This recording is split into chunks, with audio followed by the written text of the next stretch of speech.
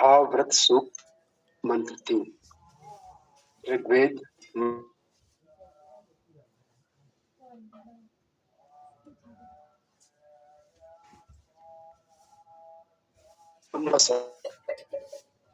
यथा पूर्वम् अकल्पयत् दिवं च पृथिवीं च अंतरिक्षम् अथो स्वः।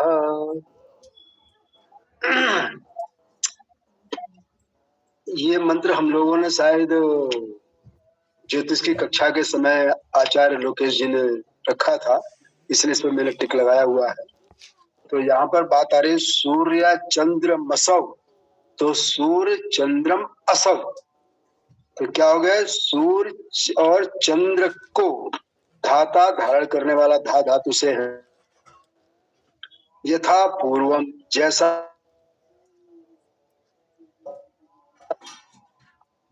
अकल्पयत, ये जो है इसमें अकल्प है, क्रिया उपसर्ग है, मतलब हुआ, हो गया। कल्पयत, कल्पना किया हुआ, हो गया। कल्पना करना जिसको कहते हैं। दिवम, ये दिव धातु से आया। दिव धातु से प्रीति करना, आनंद होना, प्रकाश होना आदि आदि। च पृथ्वी, पृथ्वी मतलब पृथ्वी संबंधी, पृथ्वी से, तो पृथ्वी पृथ्वी धातु से आई, मतलब विस्तार होना, विस्तीर्ण करना, उससे हो गया पृथ्वी। च अंतरिक्ष, और अंतरिक्ष, अंतरिक्ष किस तरह से? जो बीच में स्थित है, जो अलग अलग ग्रह नक्षत्र बीच, उनके बीच का जो स्थान है वो अंतरिक्ष कहलाता है। अथो, इस प्रकार से स्व, स्व में दो बातें, एक तो सुख भी आता है, दूसरा गति के शब्द में इस्तेमाल होता है, और जब इसमें र लग जाता है तो इसको कहते हैं शब्द करना।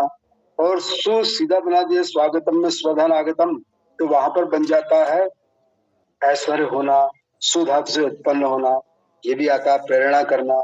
तो इस तरह से ये स्व के अर्थ होते हैं। तो अब अपन इसका मंत्र का अर्थ करने का प्रयास करता हूं। सूर्य चंद्र, सूर्य और चंद्र को पहले की तरह प्रकाशमान, और पृथ्वी पर, अंतरिक्ष पर इस प्रकार से सभी उत्पन्न करता हुआ, प्रेरणा करता हुआ परमात्मा ही एकमात्र है।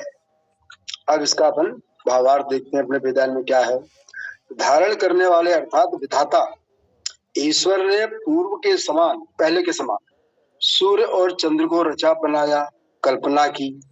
इसके अनंतर दिव्य को, जो शब्द दिवम आया, दिव्य को, प्रकाशमान को, और विस्तार युक्त पृथ्वी को और अंतरिक्ष को सृजन, ऐश्वर्य, प्रेरणा किया, रचा गया।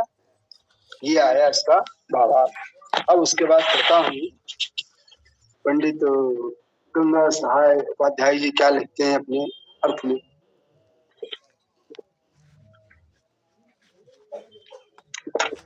इसमें लिखा हुआ है, ईश्वर ने पूर्व काल के अनुसार सूर्य और चंद्रमा को बनाया। उसने इसके बाद द्युलोक, पृथ्वी और अंतरिक्ष को बनाया। धन्यवाद।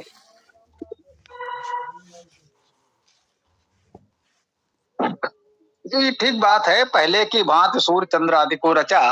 ये सूर्या चंद्रमसो जो है, ये सूर्य और चंद्र दो हो गए, तो इसलिए सूर्या चंद्रमसो द्विवचन में आया। बस इतना ही है। सूर्य और चंद्रमा या चंद्रमस, विसर्ग का सा हुआ चंद्रमस, और द्विवचन बनाने के लिए औ जुड़ गया तो बन गया सूर्य चंद्रमसौ। सूर्य और चंद्र, इसका अर्थ केवल इतना ही है। अर्थ आपने ठीक किया था, अर्थ करने में कोई वो नहीं। तो ये सूर्य और चंद्रमा, चंद्रमस को जोड़ करके सूर्य चंद्रमसो, सूर्य और चंद्र, सूर्य और चंद्रमा, ये अर्थ इसका है। और अर्थ सबने ठीक ही किया है, एक ही किया है। पहले के समान सूर्य और चंद्र को रचा, अंतरिक्ष को रचा, पृथ्वी को रचा।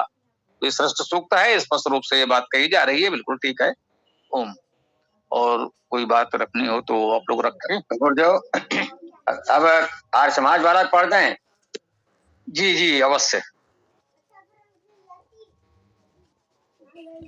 धाता जगत का कर्ता परमेश्वर सूर्या चंद्रमसौ सूर्य और चंद्रमा आदि को यथा पूर्वम पूर्व कल्प के समान और जैसा हो सकते हैं वैसा ही बना देता है और बनाएगा भी।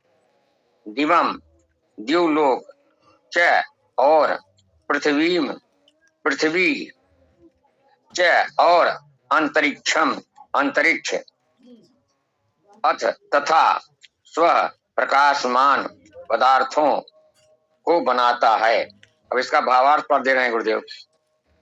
जगत का कर्ता परमेश्वर सूर्य और चंद्रमा आदि समस्त जगत को पूर्व कल्प के समान ही बनाता है, अतः वैसा ही बना लिया था। द्युलोक पृथ्वी अंतरिक्ष और प्रकाश्य अप्रकाश्य समस्त पदार्थों को पूर्ण कल्प के समान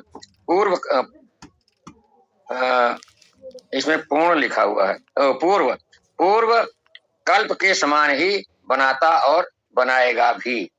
इसमें गुरुदेव इसका मतलब ये कि इससे पहले भी कभी परमात्मा ने इनकी सबकी रचना की थी। धन्यवाद गुरुदेव जी। यथा पूर्वम कल्पयत, पहले के समान बनाया। तो ये पूर्व कल्प आदि तो एक जोड़ दिया है, ठीक नहीं है। यथा पूर्वम कल्पयत का अर्थ सीधा सीधा है पहले के समान बनाया, अर्थात ये सब पहले भी बनते रहे हैं, आगे भी बनते रहेंगे। जैसा कि हम कहते हैं कि भाई जिसका सृजन हुआ है उसका विनाश होगा, जिसके जन्म है उसका मृत्यु भी है। सूर्य चंद्र आदि भी जन्मे हैं, इनका जन्म हुआ है तो इनकी मृत्यु भी होगी, और उसके पश्चात नए सूर्य चंद्र बनते भी रहेंगे। प्रतिक्षण प्रतिपल इस अनंत सृष्टि में लाखों सूर्य जन्मते मरते रहते हैं। एक प्रक्रिया है, क्रम है, चला आ रहा है। वही कह रहे हैं पहले के समान इनको भी रचा है, आगे भी इसी की तरह अन्य सूर्य चंद्र आदि बनते रहेंगे। तो ये तो सृष्टि की प्रक्रिया है, स्वाभाविक है। ये भाववृत्त सृष्टि प्रक्रिया का सूक्त है और उसमें यही बात स्पष्ट रूप से बताई जा रही है।